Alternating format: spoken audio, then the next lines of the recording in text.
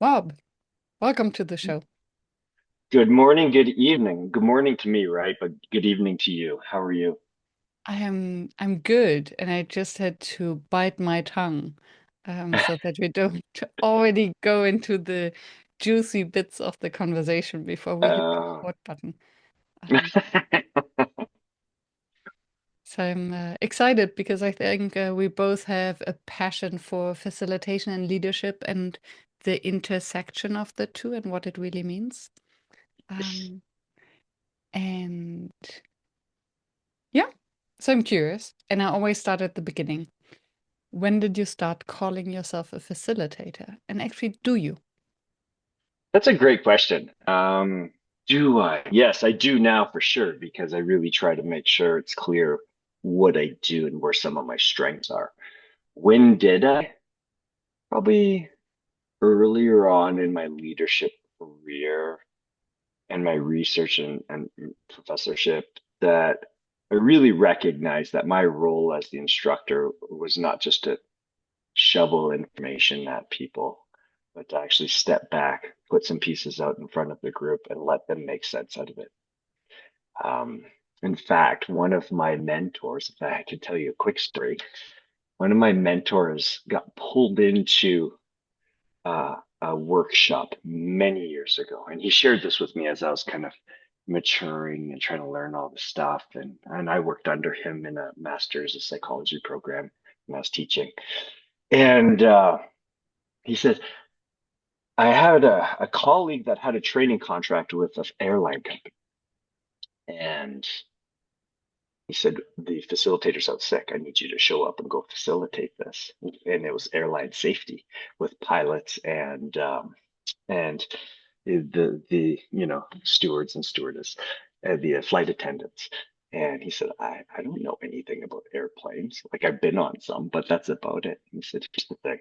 This is all you need to know about facilitation. And this was really a basic retelling of a story. So both you and I know there's more to facilitation than this, but it was such a kind of a formative experience for me to hear this story from someone I really looked up to. So his mentor said, you go in there, you have people with maybe 100 years collective experience in flight safety. You're just helping them uncover the topics, the content. You lead them in directions, you pull them back, you make Mm, sure people have shared space, right, to provide their opinions and thoughts. And you facilitate it. You are not a teacher or a trainer of airline safety. You are a facilitator. And so I share that because that was so profound to me. Um, and it lines right up with like the concept of andragogy, right? In terms of helping adults make sense of experiences based off of their experiences. And eh, after I heard that, that's when my mind started to really shift into more, look, the value here, because I don't teach children, um, teach adults, working professionals, that they need to make sense out of it through their own lenses. I'm the mm, carrier. It's like me with a wheelbarrow full of content, models, frameworks, theories. My job is almost like decorating a cake, putting the pieces together so it's presentable to them, so it looks desirable to them, and let them make sense out of it. That's mm. so, kind of a roundabout way to answer your question. I see myself as a facilitator because it really is what really makes a difference, I think, in interactions, whether that's among a couple people, um, among a community, among a class, among an organization. And it does something I think is magical is it creates space if you do it well for Mm. people. So voices are heard, even the quietest ones. Um, but also it provides safety for the group because a good facilitator also is mindful of, say, disruptors or people that take up too much airtime Mm. and kind of bringing them back around in a very kind and gentle manner, not to make them embarrassed in front of the group. Yeah, yeah. And I love the anecdote you shared about the um, flight security, safety, and the knowledge, because it just showed the absurdity that we think that we have to be experts. while all the experts are in the group, why would they need our opinion on top of that That's or our a, knowledge? That's a the least they great need. a great summary and synthesis of that. Thank you. And we sometimes forget. And we were speaking about leadership as we connected and in our exploration call. And I wonder to what extent leaders sometimes tap into the same mistake, that they believe that they need so much content knowledge instead of trusting the group and opening the space. Absolutely, right? And I think a part of that is out of a lack of awareness, right? Mm. So how do we do what we do, right? If we think back to whether it's teaching, leading, it's usually through our experiences of how we acquired those knowledge bits, right? So as a teacher, we often take the parts that we were, the methodologies we were experienced or accustomed to, keep the good, get rid of the bad, hopefully not follow the same mistakes. Same thing with being a leader. I think there's a lot of that unless we raise a certain level of self-awareness, start to reflect upon what it is we're doing, what it is our role. But how do we do that without even so much as mentorship? Like I think about even just that experience I shared with you. When would I have arrived at that? How old would I have been? I was probably 24 when I learned that lesson, and I'm double that now. So, I, it was such a formative experience for me. But if I don't have someone in my life to help me with those things, I Mm. don't have leaders that help me kind of get out of my head. How do I lead? And I think a lot of the answer relates to what do people see in media? What if they experience themselves? Um, they think they should know, right? I think there's a lot of internal pressure Mhm. that, look, someone's believed in me enough to make me a leader, which I appreciate, but I better do a good job. Mm. And and until we explain to them, you don't have to know all the answers. You just know how to resource them and find them. How would they know that? And so I think that's where a lot of people, and I know we spend a lot of time with our clients talking about that. You don't need to know everything. Yeah. Your team has a lot of wisdom that you can leverage, but it's okay to say, great question. I'll get back to you within 24 hours with the best answer possible. Because I have a hunch, but I don't want to lead you astray. And I think that's a sign of a real responsible leader as Mhm. it relates to that. Because until we move into that space, we are going to try to control and manage things. And as adults, we kind of have a nasty habit at times being controlling. And I don't mean a controlling over other people, but some people more than others are really planners. And I say planner equals controller. It's a gentler term, I think, planner. But there's a rigidity to it. Mm. And if we haven't acknowledged some of that in our leadership journey, I don't think we're as malleable or flexible to kind of roll with the questions and the obstacles and realize that we have support both above and below us. We have talent above and below us that we could really leverage to bring into the conversation. And to me, good work to you because this is bringing me right to a facilitation framework here, is that now that's shifting us into the role of a facilitator from that controller, from that steerer, from that manager, from that traffic director, because we realize that there might not be absolute answers. There might not be absolute truths, and that it's okay that we can create the meaning of this ourselves out of this group. Mm. And and if I don't, and if there are absolute truths, and I don't know them, then I have to figure it out. But it's a really good question on your part because it really made me think that when does that shift occur in terms of humility as a leader that I can I don't have to answer all these myself. I don't need to be the expert.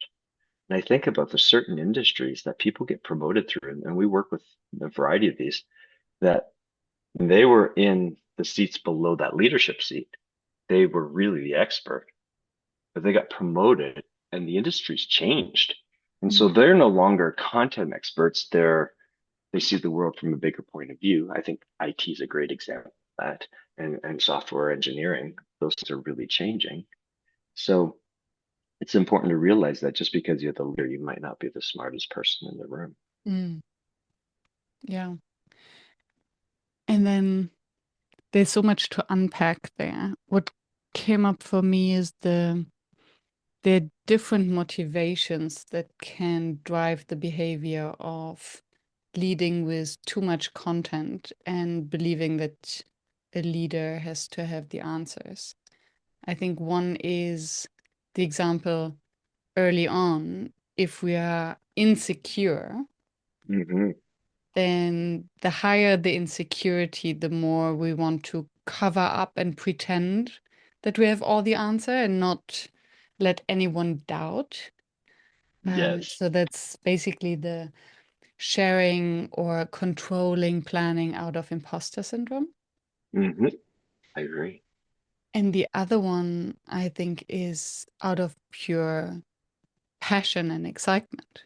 So if we know so much and we have made all the mistakes, then we get excited about sharing it. We don't want others to make the same mistakes. And then it can overpower the group and bore them.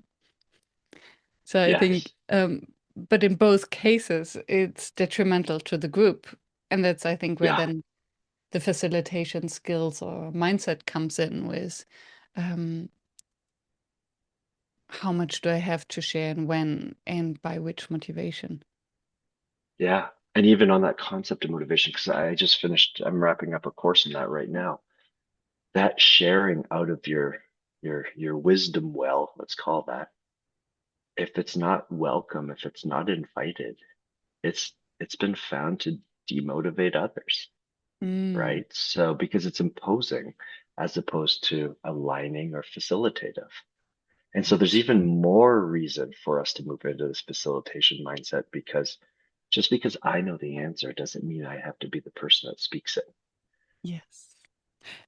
Yeah. And just because we speak it doesn't mean that someone hears it or implements it. Well, that's a great point because, as you know, things coming from leaders at times, direct information sometimes doesn't land on the team. But when someone else besides them says, Mm. "Hey, what about this? Should we do this?" And all of a sudden it's like, "Yeah, that's a great idea." I think about it in terms of my kids, right? How many times do I have to tell them something? And uh, and then all of a sudden the girlfriend's like, "Hey, let's start learning Spanish together." And then all of a sudden they're into it, even though we had been talking about it for years, right? So Yeah. it's just different fun, nuances of human behavior. Yeah. And the push and the pull factors. If Yeah. I'm pushing information on you, then it's talking at you. Hmm. Um, and it's an act of power. But if you're pulling information out of me because you're Hmm. curious, Yeah. it's a very different, also dialogue, Yes. which then leads to the leading through questions and Yeah. The creating thing, curiosity. if I can, the thing that just came to my mind also, as we talk about this tension, right, between this really rigid leadership versus this this bringing people along, or the concept of elicitation, right? People who want to participate, people who want to talk. Sometimes they don't have the confidence, so we need to build them up a little bit. But people want to talk, and so if someone's out there thinking, "Hey, I want to be a facilitator. I'm a little nervous. I'm not sure."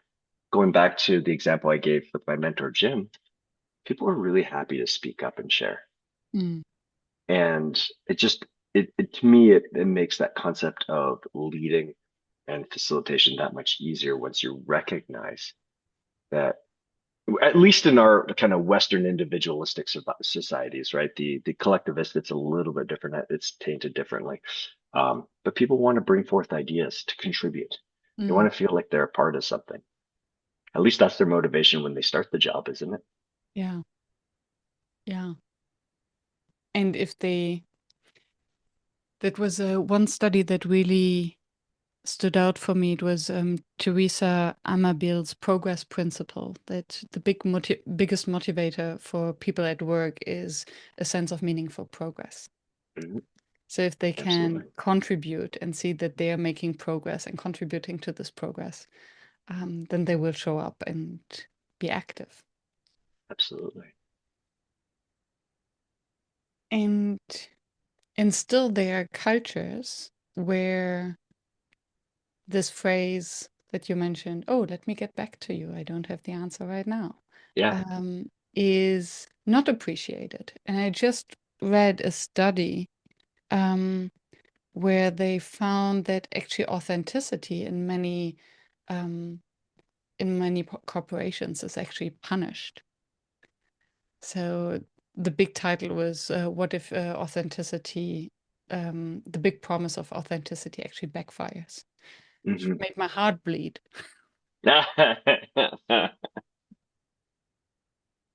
Well, I think it speaks to also, the concept of authenticity is related to sharing and openness, but we need to be strategic in strategic sharing. Mm, That the worry about authenticity being an overextension is it creates maybe some doubt in some people's minds or lack of confidence hmm in terms of how that happens. At least that's my position on it. I think authenticity is so important, and it's such a powerful tool to bring people together. But if you're not from that group, it could be misread. Mm. So how do we know? What do we know as a facilitator or as a leader? Mm. Is it different? I think the answer is the same term in my mind is the situational awareness. Hmm Where am I? Who am I with? Are these my people? It's kind of like families. Families have their own vernacular, right? They talk to their co-family members and their children in certain ways that may not fly in other families. hmm The terms and stuff like that. And the same thing's true in organizations, whether it's a facilitator, and this speaks to our obligation to do our homework, hmm right? To know where we're coming in. hmm And that's also partially pre-calls and sorting information and planning, but also trying to get a cultural read on it in terms of what are those dynamics and what am I walking into? Because sometimes, as you know, you're walking into something that they really need a lot of help. And the leader's heart is in the right spot, but maybe the skills are just not there. And so we become part of the solution. And there might be some dynamics we need to be aware of before we walk in. That's one of the reasons why I do certain activities on the front end and icebreakers or team builders that are just to get people talking to see what that room's going to feel like. Where's the hmm warmth in that room? Get a sense of the temperature of that room so I know how I can navigate my path forward. Is this going to be a cold, contentious group? What's the body language telling me?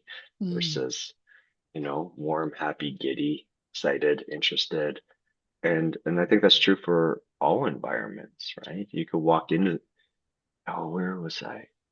Angie did a workshop last a couple weeks ago where they just found out that half their staff's going to be removed. So that has a certain energy Mm. to that group that she needs to be mindful of as a facilitator in order to connect and then bring that group along with them. Yeah, which needs much more psychological safety and Right. also maybe to recreate this social contract with the group.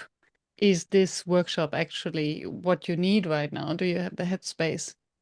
Yes. Or is As there well as something that needs to be dealt with first?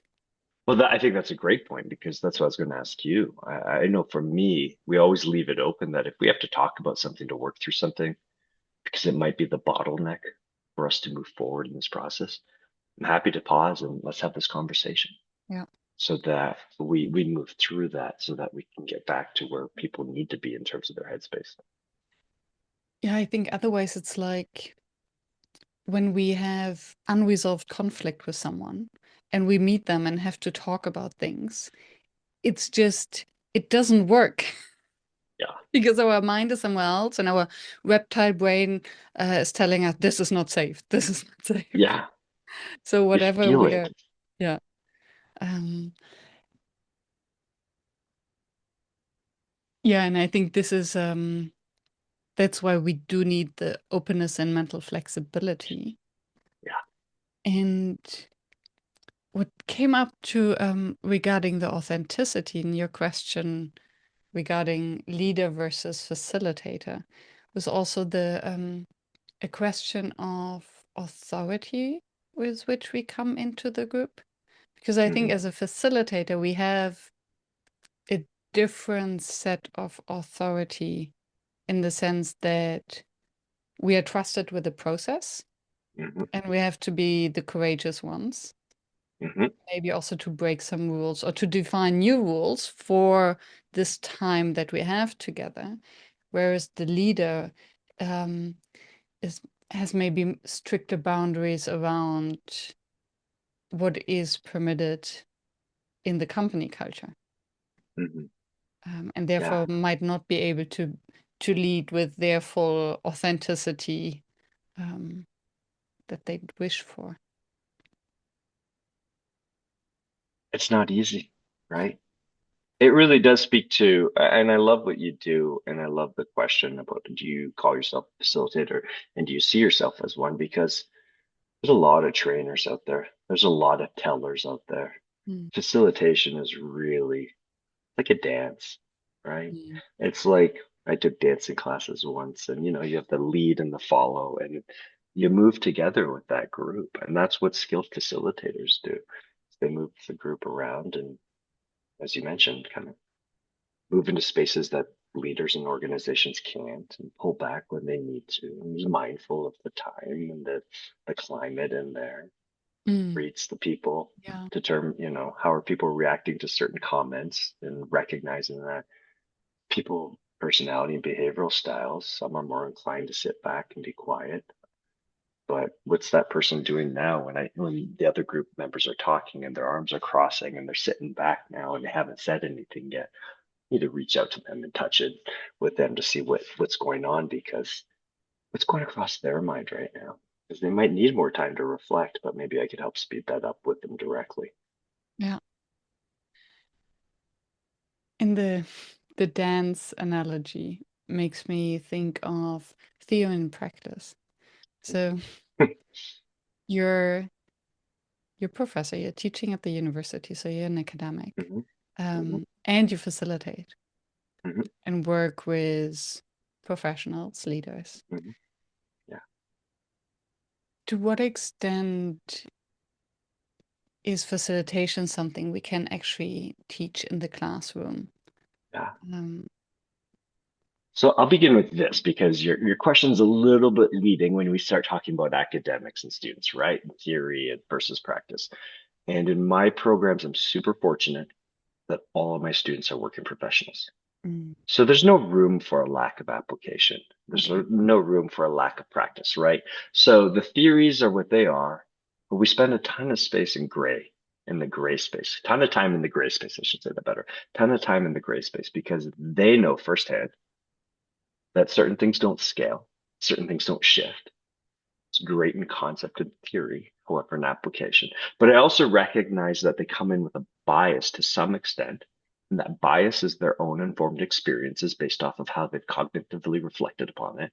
So there is automatically a willingness to accept certain things against their identity and their mental frameworks, as well as push other things back against their identity and mental frameworks. Mm. And my goal, and I recognize this on the front end, and I even go as far as to say, if you think you already know the answer, let me know and I'll sign you out of this class and you can take something else instead.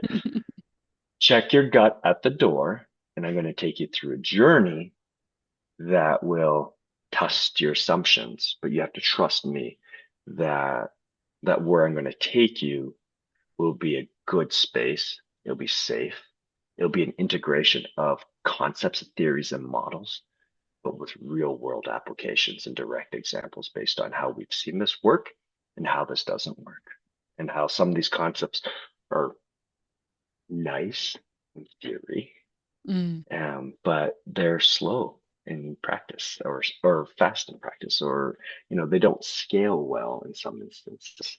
So so we do spend a ton of time in that space of the gray, that what the goal here is. What does this look like for you in practice, in your personal life as well as your professional life? And that's why all of the assignments I do are based on personal, not cases. I don't use many cases because cases are too simplistic Hmm. and too ambiguous. So we try to do more project work based off of clients. What's your client telling you? What's your organization experiencing? And how do you kind of set aside your assumptions, take what I'm teaching you and feeding you to go through and analyze this? So, what do you think is or from your experience, what's the biggest misconception as they step? Misconcept as they step in, Hmm. I think the biggest misconception is that lens of what's tied to their heart in terms of good and bad, right? So what we really truly feel strongly about is really an influence of how we see the world. And people take an academic course or a program for a very specific reason if they're familiar with it. So let's just use the concept of training because we have some training courses and diagnosis courses and analysis courses. Lots of people want to train, lots of people want to teach. It's an interesting phenomenon that people want to give back to others, as well as I think feel a little bit of importance. So they're drawn to certain things, but to what extent is their preconceived notions overshadowing Mm. their openness to what it is we're going to talk about? And I accept that and I recognize that. And as I mentioned, I try to position that as it relates to what the information in the syllabus, as well as let's move away from your gut. I always tell the story about, your gut, and there's more gut research, but really, um, in my opinion, we seem to have a really favorable recollection of how our gut served us well, Hmm. but we sure forget quickly how it hasn't served us well. How we dated someone even though our gut told us not to, and then that didn't work out, and we've forgotten about that. Or how we made a bad decision even though our gut told us not to make that decision, but we've forgotten about that. Things like that. So, yeah, we try to balance that so that kind of open them up, uh, so that they could be more receptive. So, basically, thinking with their full body, is this, do you say? Yeah, I would say that's a great way to put it. Thank you. So much quicker than I said it. But yeah, like there's got to be a level of openness and surrender, Mm. or you're just going to check the boxes. And that's what some people are there for too. And I love and I have a very strong love-hate relationship with the word surrender because we're told to surrender so often, and I think it's one of the most difficult things to do, and to ask from someone who is used to be in control and who is used to be evaluated maybe Mhm, or appreciated by this control. So to surrender to the not knowing, to the mhm. new experience is a big ask. Yeah, it's powerful though. Mm. Super powerful, right? What can I control? What's going on? There's all sorts of things going on in all of our lives, right? Really, when you think about it, watch the news or not. But like at the end of the day, what do I have control of? I have basically this like 3 foot circle around me. It's what Mm. I ultimately have control over. But I do like the point that there's also a negative side to this, and and I'm curious to hear what your opinion is on that negative aspect of surrender. Mm. For me, the pressure that comes with it. Mm. So, oh, just surrender to it. Or like for me, there is no just surrender. Ah, It requires a sense of safety. yeah. Oh yeah. And when does surrender become retreat? Mm. Yeah, that's an interesting question. I think the feeling in good hands and that's safe to surrender and Yeah. then to really give up control, um, to surrender to the unknown. There's nothing I Hmm. can do. And then it's more of the trust. Yep, I agree. Mm.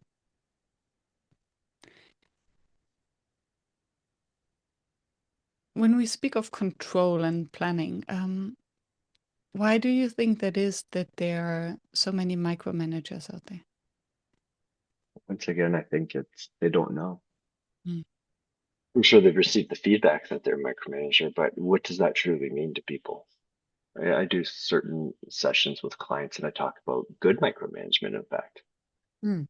But that's based on situational factors. If you're a new employee for me, you need a little bit more hands-on support and oversight than you being a veteran employee of 7 years that's fully competent. And so I think the challenge with micromanagement is baked into the fact that there's a lack of autonomy there, even though you're competent, and that's essentially the definition of micromanagement.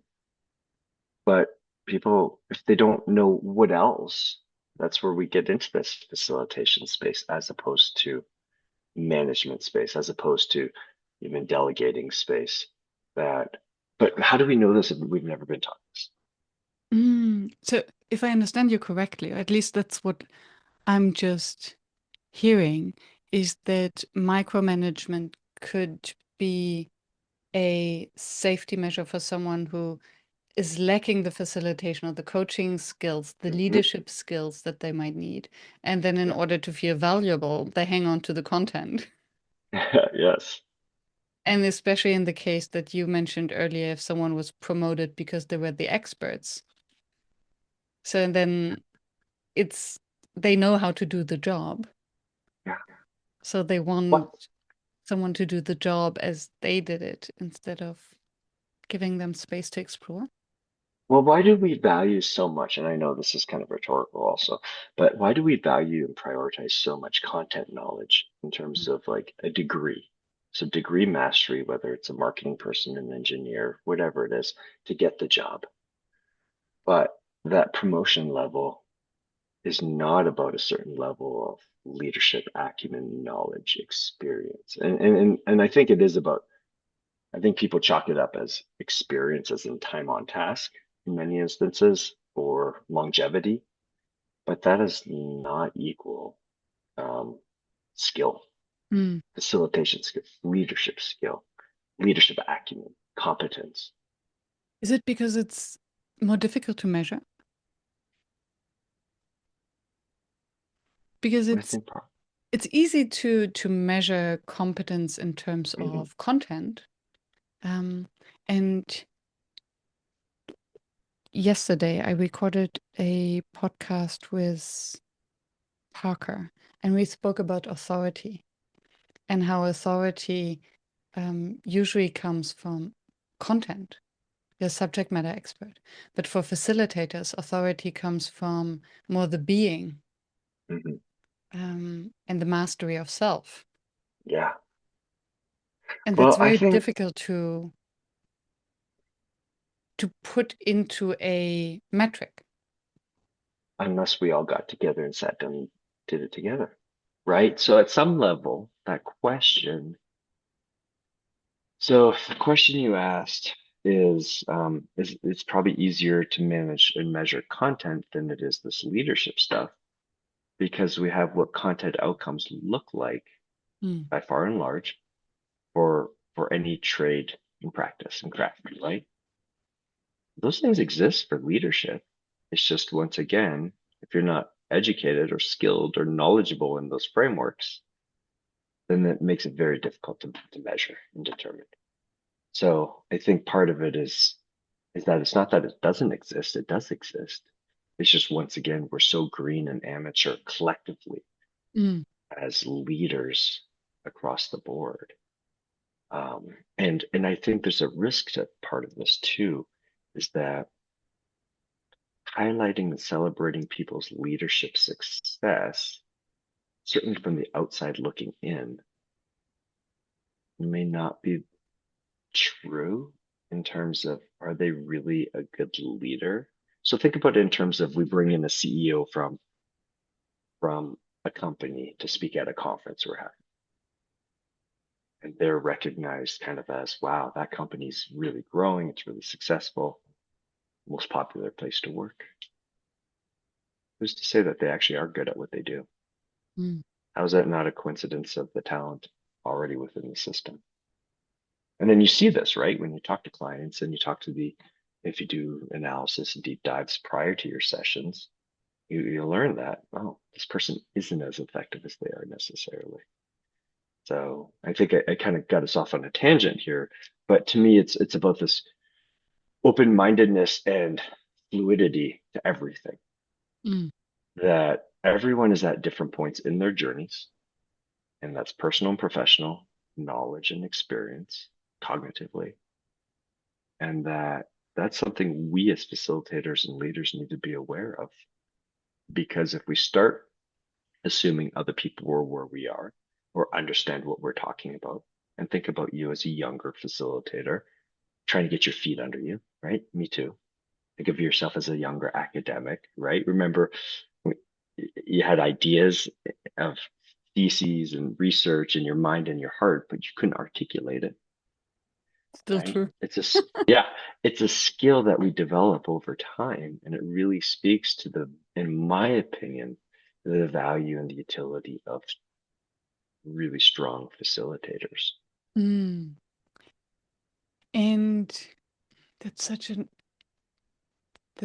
important point. It really resonates, this space to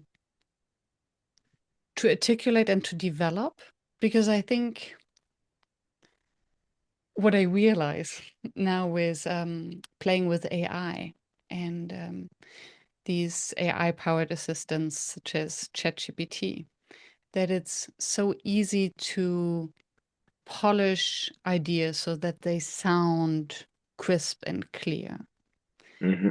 and forget about actually the idea that it's at its core. Hmm. And I think the beauty of operating within academia is that we have the space to think, and to articulate and to discuss about the ideas when they are not yet finished and when we haven't come to a conclusion yet. But Hmm. this takes time and safety and courage, maybe, Hmm. um, Yeah, that might not often exist in the corporate space. And I think that's something that facilitators do. They create the space and time for groups to ruminate and explore and be unpolished. absolutely. To step away, right? We can't, I've said this several times to people, we can't afford not to take a pause, Mm.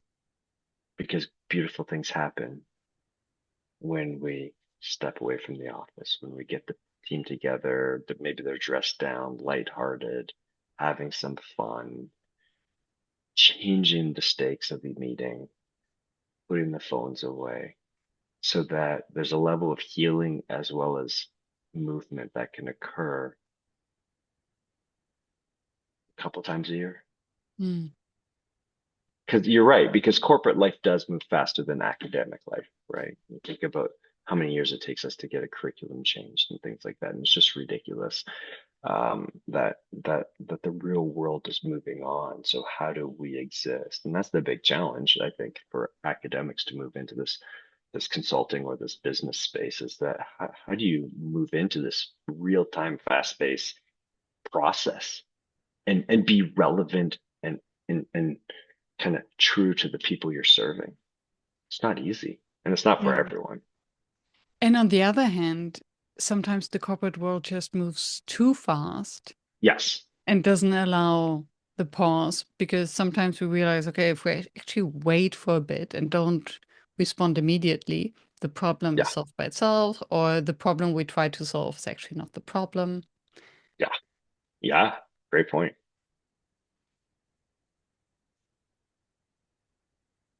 And I think this is a facilitation skill that is maybe overlooked, when it comes to the application to leadership, the slowing down. Hmm. Yeah. Being curious. Hmm. asking questions, bringing people in, right? When we bring people in, as I mentioned already, they want to talk, we increase their engagement. We can convert that engagement into buy-in, right? And different things happen as opposed to us barking commands and telling people what to do and imposing decisions on them when they're very well capable of arriving at those conclusions or ideas or addressing the question themselves.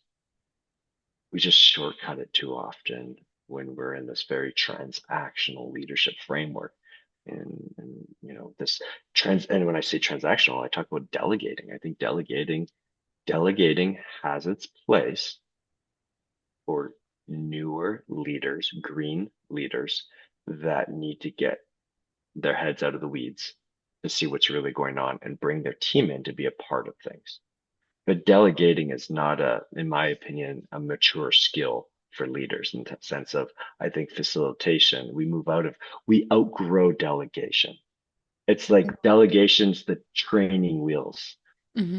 of that young leader to help them start making headway so that they could start doing more leadership oriented things. But at some point, we need to move beyond. We need to become more sophisticated than just delegating things to people. We need to align things with their interests, bring them into the conversation, slow down and stop talking at them and integrating them, being that facilitator of the solutions. Because based on a whole bunch of different science, right? We know that we move into that facilitation as the leader skill, we're going to increase engagement. And that's why we've built the model around that. We also know that if we minimize delegation, we have more likely higher levels of higher quality intrinsic motivation among people because we're aligning and cultivating. We're not telling them what to do. So Hmm. there's all these things that is a part of this leadership maturation that I don't know what's beyond facilitation in terms of that maturation Hmm. continuum, but I really do see that delegation's really at that early end. Hmm. And we move into, as we become more sophisticated leaders, that facilitation is really what it is about to be a leader of high impact. Because your people have the skills to solve a lot of things. They just need a coordinator in many instances, or someone to help them sequence things and think things through. Yeah. Yeah, and I think the biggest roadblock is then, is it fear of being irrelevant, or is it just the lack of time and pause? Because the problem with moving from delegation to facilitation, basically, instead of saying this is what you have to do, where every time the task is done, they have to come back for the next one. And Right. facilitation is okay, this is the big picture, figure out how to do it. That Yeah. describing the big picture, first I need to know the big picture. Hmm. Then I need to be able to actually put it into words, into frameworks that someone else is able to understand. And I have to create the space where this other person feels safe enough to ask questions if they don't Hmm. understand. Yeah. So delegation is so much faster.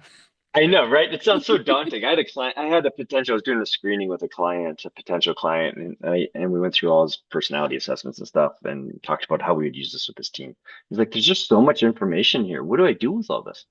I'm like, well, are you suggesting it's better not to know all this stuff and just carry on with what you're doing? Because I don't think that's working out well for you.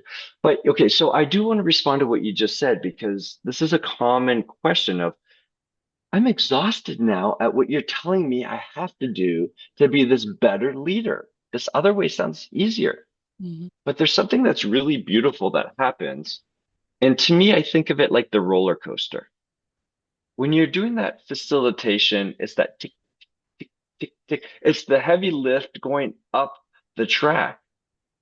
But once you integrate that into your culture as a cultural practice, Mhm.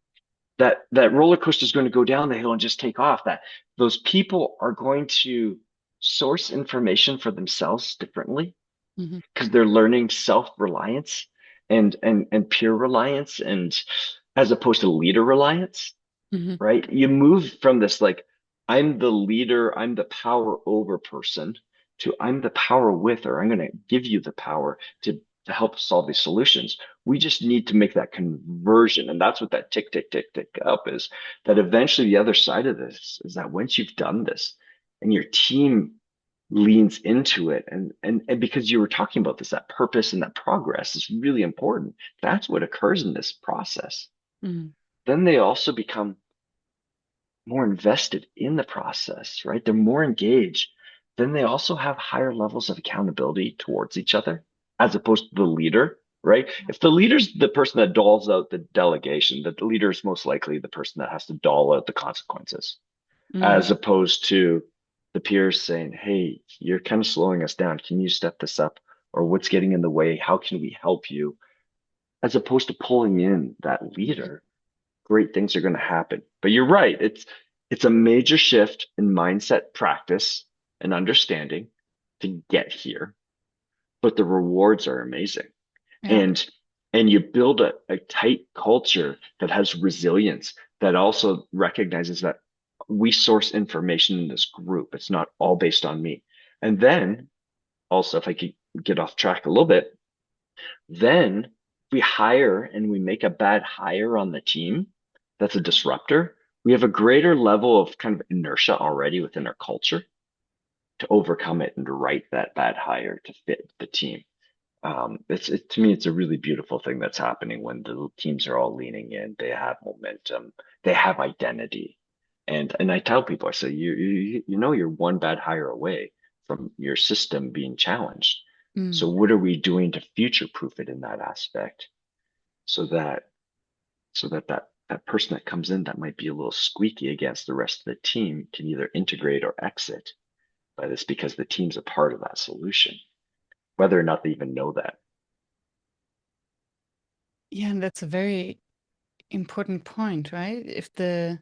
Because if culture is not there, then it's one bed higher and there goes psychological safety and everything that a leader might want to build, but they don't have the critical mass.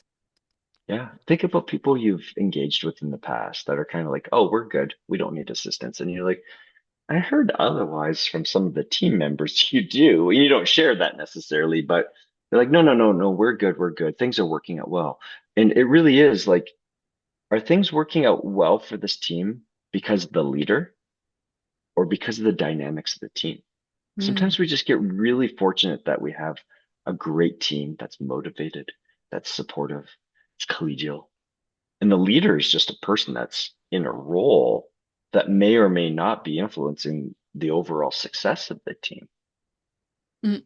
But so it's to me, there's no absolutes, right? And that's kind of where we've been all over the place here, is that there's so many questions that going back to facilitation, we have to be flexible. We have to have different tools, tactics, perspectives, practices, levels of awareness and openness so that we could connect better with people, whether it is as that facilitator or as that leader. Mm. Yeah. And I think the only way to go is to experience the benefits of it. Because once we've been in a meeting, workshop, training that was well facilitated, where connection was over content, Mm-hmm. um, then you cannot unsee it anymore. Yeah. And I wonder how to get to the next stage instead of preaching to the converted. Right? Uh-huh. It's so easy Uh, because I have the impression that in our in our spheres, yes, we all agree. This is what the organizations need, what the managers need is yeah. facilitation skills. There was a big wave of the leader as a coach, Uh-huh. and lots of money being invested Yeah. in making leaders coaches. And I think there was some pushback in the terms of I never signed up to be a coach. I'm not here to Yeah. listen to the feelings of my team. Um, what would it take to shift that to the leader as a facilitator? And is I there actually want a chance? Yeah, I wonder if the intention wasn't to be the leader as the facilitator, but they used the coach inappropriately, right? Mm. So I really have pulled away from coaching, the concept of coaching, the language of coaching. Um, it doesn't, I do much more advising and dialoguing as opposed to, so tell me how you might react differently next time, right? To me, that takes time. And we could Mhm. have that same conversation in different manners and move forward quicker. And I think that's where coaching, to some extent, coaching is super valuable under the right conditions, just like anything else. Any intervention is super valuable under the right conditions. So, what I, would be the equivalent of a facilitative conversation? yeah, that's a great question. I think involving people in the solution and and that's not to say that that's what coaching wants too, right? Mhm. But um coaching to me feels there's a level of buy-in. Okay, this is all just my opinion. There's a level of buy-in for a mentor and a protege that I don't experience with coaching and coachee. But facilitator shares a similar spirit as that mentor to protege. But the problem with mentors is that they often don't know what they're supposed to do. So there's a level of psychological commitment in facilitation to an outcome because it's in the best interest of the individual and us as a team and us collectively. But I think coaching is a little bit too linear Mm. and maybe not as like there's a penciled line, dot, dot, dot, dot, dot, that goes to team. But now we're just splitting hairs over definitions here. But I think part of the problem is that coaching is a little too squishy to people and it's been diluted a lot. Mm. And you look on LinkedIn, everyone's a coach, right? So there's I understand the reason for the pushback on it, but the facilitator I think embodies something maybe a little bit different. Um, I see the role of the facilitator being concerned with the outcome overall as it relates personally and to the team and to the individual. Mhm. So the coaching framework has more outcome for that individual and not as personally, which doesn't mean that was the case or that was the intention. Mhm. It's just lots is lost in definitions and how we define things differently, Yeah. right? And how people react to things. Coaching has really evolved and become a very popular term. And as we know, anything that becomes popular has various sides of perspectives to it. Yeah. Maybe it's a good thing facilitation hasn't become popular. And I think it is becoming more and more popular. It I is, and we remember, need to. yeah. And we're using coaching tools. And Yep. I agree that what I heard from what you shared is that the coach is some sort more detached. So the coach is there to ask questions for introspection, and the facilitator and the mentor are more involved, maybe also being more vulnerable themselves, Yeah. by modeling the behavior, and offering advice that's Mhm. more of the mentor, Yeah. if I needed. I think that's great. Mm. Because that's one of the things that we try to scale back when we're coaching is integrating my own opinions and beliefs and at some level, and that doesn't mean that doesn't happen in coaching. I know it does. But at some level, if you have if you're really low on experience in something, you don't necessarily even have the ability to form an opinion or an idea around it. Mm. So me as your leader can help you approximate that by sharing my perspective, my opinion, my impression to at least give you cues towards how you might start to formulate your belief. And you might just model what I say, which is a risk, but it's also Mm. helping you it's almost like building scaffolding, right? Yeah, Bringing you from one point to the next. And I'm providing that scaffolding to help you get there in a way that meets your needs. yeah. And maybe that's even part of it. What is the nature of coaching and what is the quality of the bidirectional conversation coaching versus the quality of the bidirectional conversation facilitation? Yeah. Yeah, and I I wonder whether back then when the leader as a coach became the big thing, maybe it was because they didn't know what that facilitation existed. Because I don't see leaders asking all these questions to their employees and team members for their personal development, but it's rather for their how can they make the team work? And Mhm. then, yes, the leader needs to ask questions and to listen, Yeah, but for a different goal yeah. than the pure personal development. I Mm. think part of it is marketing. Let's grab onto this concept of coaching, which actually has been historically used well by high performing people, and let's use the marketing of that term Mm. to say we could do it at a lower level, at a different level, but we lost maybe some expertise in building that transfer. Right? Someone comes up with a neat term, people jump on. Facebook became Meta, and how many other Meta companies blew up the same month, right? So, and it's just I'm getting us a little off track here, I think. But my point is that sometimes the language just doesn't help us. Yeah.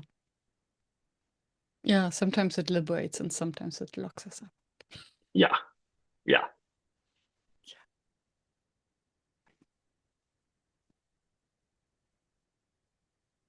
When,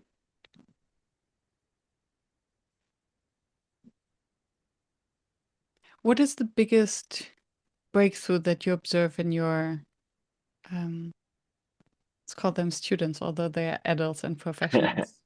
Uh-huh.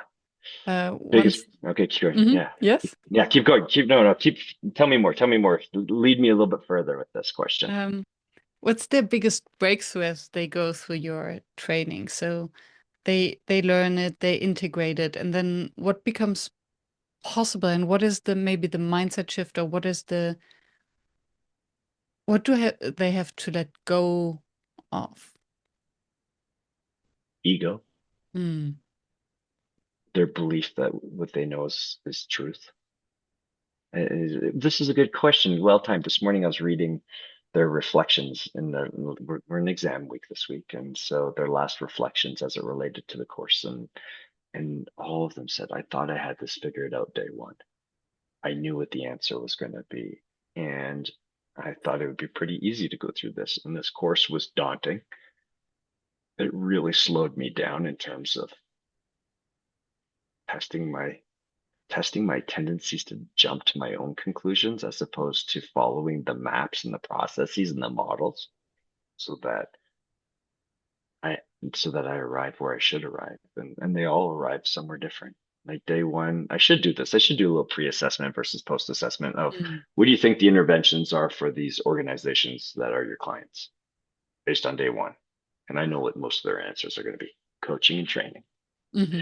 And then because that's what they know, that's the limits of their language and then part of their experiences. But come the end, they're like, oh, wow, we need to do job redesign. We need to improve ergonomics. We need to build a system of accountability and feedback in a much more higher quality. And let's take that further. We need to do accountability better, but we also need to build the skills of the leaders to do accountability better. And so they've become much more nuanced. And that to me is that's what tells me it's worth it, is Mm. that we're doing the right thing. And that's what that outcome looks like at the end.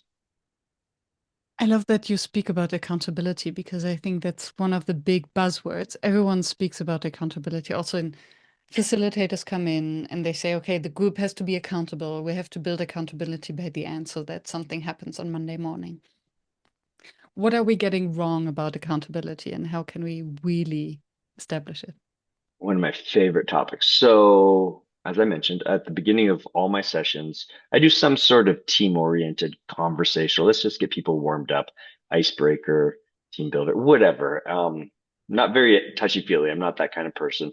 Much more dreamy in nature.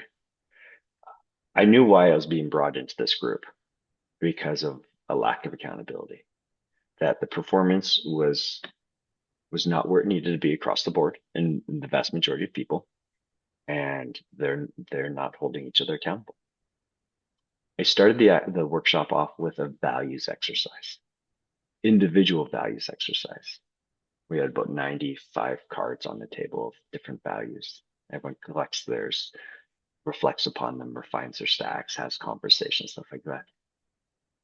Over three-quarters of the group in their top five values, accountability was a factor.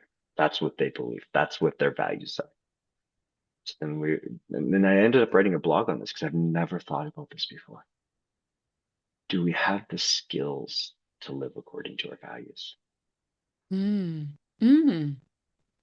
Isn't that something like, to me, it's like, we've never talked about this. I've never heard anyone talk about this. And think about whatever that value might be for anyone. Do they have the skills? Because at some level, it's just cognitive, right? Or psycho-emotional or whatever. And so that resulted in the blog, but it also, and then it gets into skill capacity building because feedback and accountability are crucial. It's the biggest thing that's affecting organizations as far as I'm concerned right now.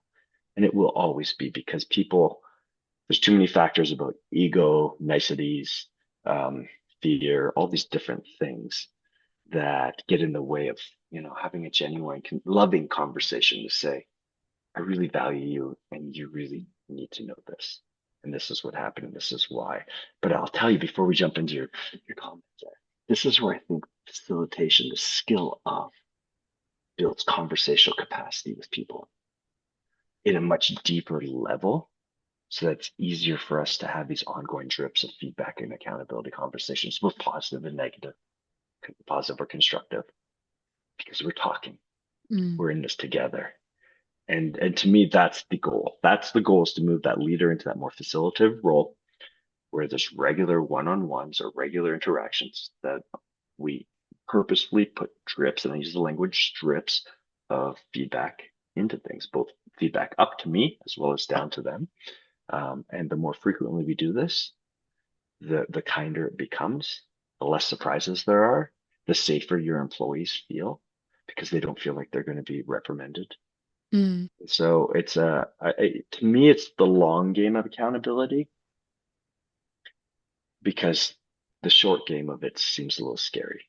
It Mm. seems like I have to have a difficult conversation with you, and I don't want you not to like me as much, and I don't want, or we golf on the weekend together, and I don't want to make that awkward, or all these different things. But a lot of these things are fear-based, self-talk that we are convincing ourselves based out of our own fears and that I shouldn't do this. Mm. Whereas on the other end of it, if you're doing something wrong in work, I believe this. We all have this desire and motivation to fix things if someone was kind enough to bring it to our attention of ways to improve it, ways to shift, ways to change, ways to do the job better in accordance with the expectations of the team or the leadership. Yeah. And I love the provocation. Do we have the skills to live up to our values? Um, and accountability has so many sub values actually, because accountability without transparency, what are we actually held accountable to? How do we measure it? How do we know that roles and responsibility? And then Mhm. feedback comes, then to have the feedback conversations. But in order to have that, we need so much more information um, to actually have that. And then otherwise, accountability just becomes the finger to point at people that they must be Yeah. accountable. But if they don't have the resources or Mhm. the capacity or the ability to do Yeah. that. It's easy for me to tell you you need to be accountable to us or this team or this initiative. But once again, let's go right where we started. W- We don't know what we don't know. Mm. So let's even start with the term accountability. What does that truly mean for us in our dialogue, right? And what does that look like in this team? How does that relate to our expectations and, rules of engagement, decorum, and all these different things? Um, so it's no wonder why there's so much opportunity and need and work to be done, because even us, or even my program that has leadership courses, we're just scraping the surface. And we're just getting started, and we're not getting into this in much detail because this is, those are master's and undergraduate courses, not doctoral research and thought leadership types of courses. And so there's no wonder we struggle with this. Mm. But we need to do better. We can do better. And I think if there's no other motivation, it's for the people we work with to do better. Because I think really when you facilitate and you're this conductor and you bring them along, really wonderful things happen, but people really have space to grow, to become who they are, who they meant to Mm. be, to flourish on more of a humanistic level, and do a great job and hit your performance objectives of the organization. Right? We try to make it really clear. I got really sensitive this last couple months that we're perceived too much as a culture or culture types of consultant, and I'm reeling back because where I all started was performance, but culture became a part of the kind of grease in the system to make the performance more attainable. But it really is like our number one objective at the end of the day, in my opinion, is the performance of the organization, group, whatever that is at hand. But we don't have to, it's not just performance or culture. Like we could have both. And in fact, I believe that if we do both well, and whenever we prioritize one over the other, we get off track. Yeah, and I think, well, without performance, there is no company. I mean, a Right. company is a private company because they want to make money, and Yeah. they make money because they create value for someone who's willing to spend that Yeah. money. Yeah. Um, and I think without culture, there is, in the long run, a lack of performance. Yeah. You might grind through the people and get the Mm. performance out of them, Yeah, but you probably won't retain them or their well-being is not going to be good. Well, yeah. well-being well. I'm currently writing a book. I try to write a book um, on professionalism. Mhm. What is your, and I'm just curious from your different perspectives of working with these leaders, what is the role of corporate professionalism in all of that? Where was I this week? Last week. This came up in a session recently. Really wrestle with this. Oh, we were doing a community event last Thursday at a brewery talking about employee engagement and community development. And this came up. That's a tough one.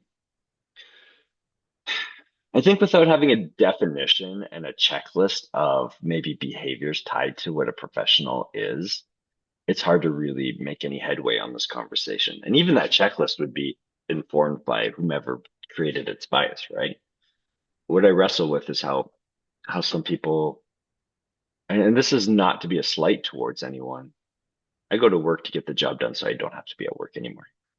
Mm. Versus I believe that I bring value to this organization, or at least myself, and I'm getting better because of this. And I'm committed to my own self-development as well as my development as it relates to this organization. It's a really slippery Mm. concept, in my opinion. I don't know if you've encountered that at all, but I have a real hard time because you see people that, and there's all these different conversations around the person that's there 30 minutes before the office opens, ends there 30 minutes after the office closes.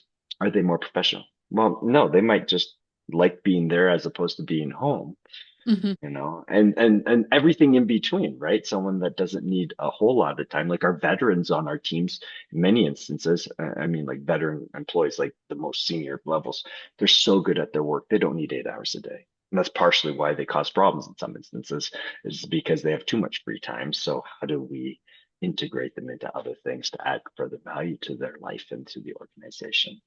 But yeah, what a slippery concept that is professional. What is professional in the corporate environment? Mm. And what I hear is that at its core it has to do with integrity and commitment to the work and to the value you deliver. I'd also add the word intention. Mm. What's the vector? What's the direction of that intention? And that I haven't thought that through too much further beyond that, but is my intention to add value, to your point, to this organization, or is my intention to extract value, Mm. my own Taking advantage. purpose? Yeah. And not in a nefarious or negative way, but um, yeah, what a tough concept. Mm. Thank you. I was curious. What I find fascinating is the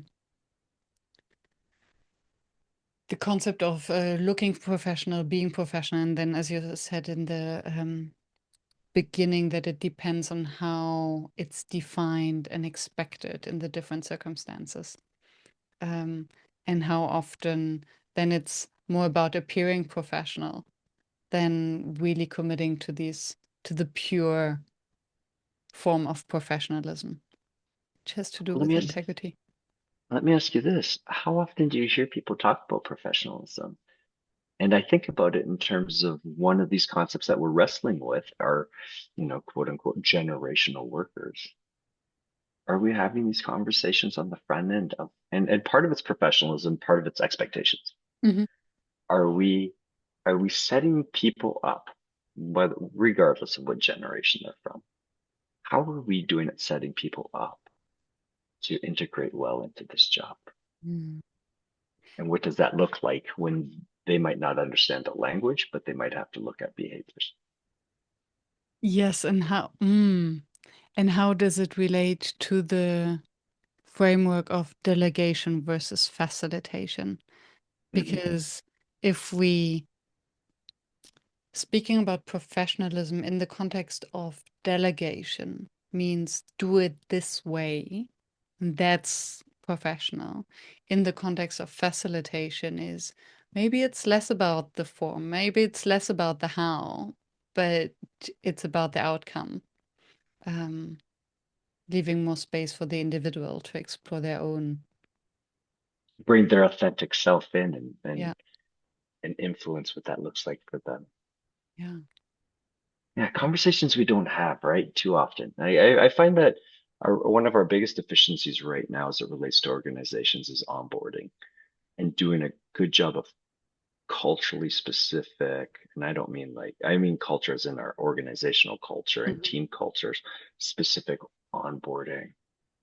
We spend onboarding spends a lot of time on policies, handbooks, benefits, and and that is stuff when a new hire's biggest concern is to be accepted in the workplace. That other stuff is just noise. And and they don't they might need to know when their dental coverage starts so they can get that done because that's a pressing issue for them. But I think for most employees, learning about things in an onboarding session, there's a lot of information that they're kind of fire hose fed that is of lesser urgency, lesser importance than kind of socialization and integration into Mm. the team and the organization. And yeah, it's interesting because if I have a connection to, if I understand the organization, how it works, if I understand its culture and some key colleagues, then I know whom to ask if I Hmm. don't know the process and procedure.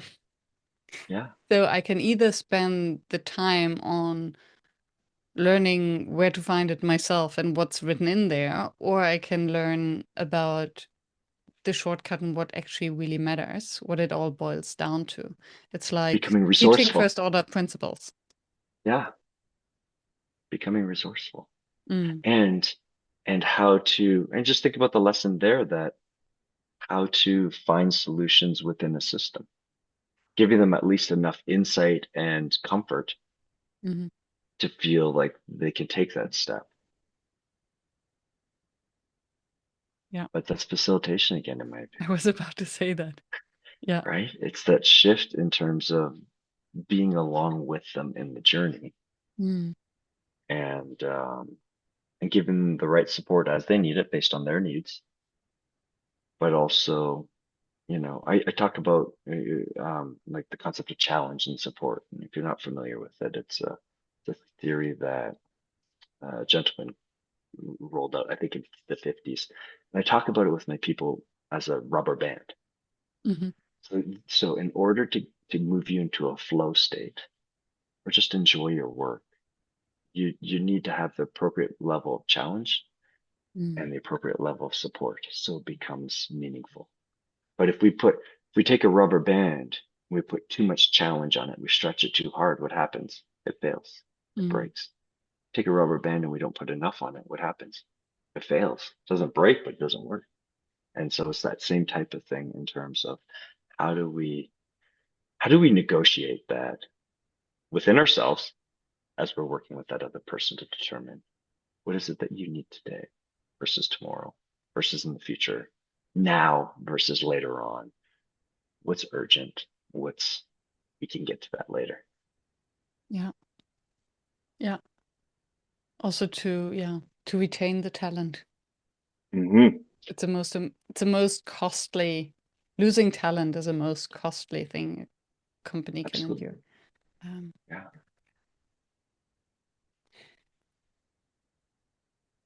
what is it that you would advise your younger self? Or what is it what you wished you had known before? If I've received this question a number of times and I keep coming back to the same answer, what would I change? I don't know if I'd change anything because so many of the things that were blunders that I would have liked to have had off have become such instrumental learning experiences, such formative experiences that I'm who I am today better than I might have been otherwise if I would have Mm. gotten the cue earlier. And it's just, there's things I wish I would have done differently, different schools, different experiences, travel more, getting into that now in my life. And I just love it. And I wish I would have done it earlier in my life and do more of it. But that's okay. I'll get to it. I'm I'm in a good space. I'm very fortunate that I teach in a program that is a little bit reflective of how I consult, and I get to bring the good and the bad to both environments. Mm. And so I get to do both. So I don't regret any. Interesting That's that a you heard tough question. regret. And I Yeah. find it And, interesting that and you heard I regret know that as soon as that came out, because for me it's it's rather okay, so what would you tell your younger self? yeah, Um, yeah. And that really slid out because I don't like and what I tell my younger self, I don't know if I tell them anything. As a scholar in the motivation space now, and as a parent of two boys that are in high school, there's there's there's so much influence I have, but so little influence I have. mhm. And part of it's just the evolution of human development. And and I think if I had to pick one, it'd be get out and see the world more. Mm. But as you know, you have certain needs at certain points in your life, and it's hard to see these other things when other needs are more pressing. Yeah. Mm. Good question, though. Last question. Okay, One of the standard ones. What remains your facilitation challenge?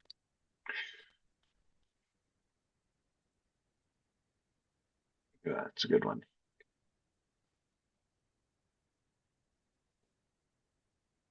Just newness, variety. How can I show up different for this group this time, Mm. especially when they've had me a lot over time, over years? Most of our engagements are partnerships with organizations year after year after year or every quarter. And my biggest challenge is my biggest fear, and it's becoming redundant or boring or Mm. right not being what they need. But that's also pressure on me to make sure that I'm growing and becoming kinder more engaged, more integrated, de-armored, open, and and talking less and asking more questions, despite how much I talk today, right? But that's We're it's there just for this. continuing. Yeah, it's just continuing to be relevant, and I don't have fears of not being relevant because I think if I run the course with a company or group or person and I can't be there for them in the way they need me anymore, it's time to move on. It's time to graduate, Mm, essentially. But it is a great place to be when you're working alongside these groups to really and you're seeing the change and you want mm. to continue to be a part of that. Thank you. Thank you. Is there anything that you wanted to share that that you didn't have the opportunity to? No, not really. I think this was such a great conversation. It was an exercise for me to explore, thinking out loud essentially as you asked good questions and provided your perspective. I really do, and I mentioned this too before we went started today. I really do. The more time I'm spending in this space as it relates to facilitation, the more clear it's becoming that this is the future of leadership. In order for us to do what we need to do, we need this needs to be added to the competency list of what it means to be a leader.